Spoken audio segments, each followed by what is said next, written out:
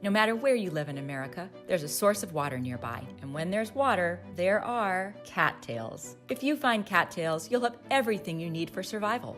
Water, food, shelter, and fuel. You probably already know cattails are edible, but few people know what is probably the most important thing about them, the jelly-like substance that grows between its leaves. It is very good for severe skin infections and one of the best cures for nail and foot fungus. On a different note, this gel is the only part of the cattail that is widely considered to be inedible. It's not poisonous, so why? Well, because it has a powerful numbing effect on moist tissues and has been used as a Novocaine substitute in the past. Yes, it's an anesthetic that you can use in many, many situations. When the pioneers were hit with a ravaging toothache, they would just go and get their jar of cattail ooze and rub it around their gums. The pain would subside in minutes. Another thing you'll discover in the Lost Book of Herbal Remedies is the ultimate survival tree that grows on almost every street in the U.S. I call it that because you can use the sap as medicine, its flowers as sleeping pills, its leaves as food, and the inner bark as cordage. You don't need much more than this to stay alive. Plus, you'll also find out about a tree you probably scraped yourself on as a child. According to a recent medical study, the flowers of this tree prevent the spreading of the prostate, breast, colon, and lung tumors, acting as a cytotoxic against cancerous cells. Have you ever wondered what happens when you pour salt into a cabbage? The N remedy not only helps you balance the gut flora, this is our first line of defense against toxins and harmful bacteria, but also acts as a colon cleanser and balances our immune system. This probiotic you can make at home helps reduce gas, bloating, constipation, diarrhea, and symptoms linked to Crohn's disease and ulcerative colitis.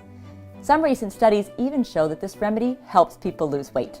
Maybe this is the reason why I'm still in good shape while I'm eating almost everything I want. Hawthorn is really excellent for lowering blood pressure and also for cholesterol. Really think hawthorn for heart disease. I use the berries, the flowers, and the leaves. And as you can see in the Lost Book of Herbal Remedies, here's a picture of hawthorn. Our book will tell you not only how to identify the hawthorn tree, but also what parts of it are medicinal and how it is used. There are also recipes for most plants in the book. And the front chapter has all the information that you'll need to be able to extract your own medicine from plants. Here I have my reishi tincture that's ready to go. It has a lot of floaties in it, which you might think is a bad thing, but it's not. It's simply the polysaccharides coming out of solution in the alcohol. You simply shake it before you take it. As you can see, everything's very neatly labeled, which is extremely important. It's also important every once in a while to go and shake your tinctures to really make sure that all the parts are being reached by the alcohol so the medicine can properly extract. I have stopped asthma attacks in their tracks with people simply inhaling dried mullein leaf. I use both the flowers and the leaves. I really like mullein because it's my #1 go-to for all things respiratory. Let's find it in the book, shall we? Here's a picture of mullein. It grows all over. As a matter of fact, I have it growing in my garden. It's very easy to seed, and it's a biennial plant. The first year looks something like this with the first rosette, but it's the second year plants you want. You can see here in the second year it sends a long stalk with yellow flowers. This is the time to gather, and I use both the leaves and the flowers, and then I simply dry them for later use. I extract them both in oil, if I'm going to use them as a salve, or if I'm going to keep it as an oil. It's wonderful for helping get rid of ear infections if you mix it with garlic. And then I also extract it in alcohol in order to take it internally in case people are having any sort of asthma problems. It is only when we get sick or find ourselves in a hospital bed that we begin to appreciate it. But by then, it might be too late.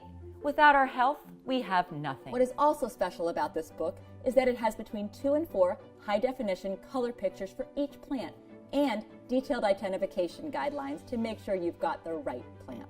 If you want to learn more about these herbs and about hundreds of other helpful backyard plants, click on the link below. Thank you. Think for yourself, act according to your own judgment, and learn to depend on yourself for you and your family. The Lost Book of Herbal Remedies is just a tiny but very important bit of knowledge we need to pass on to our children and grandchildren. The knowledge of plants will soon be lost forever if we don't do something about it.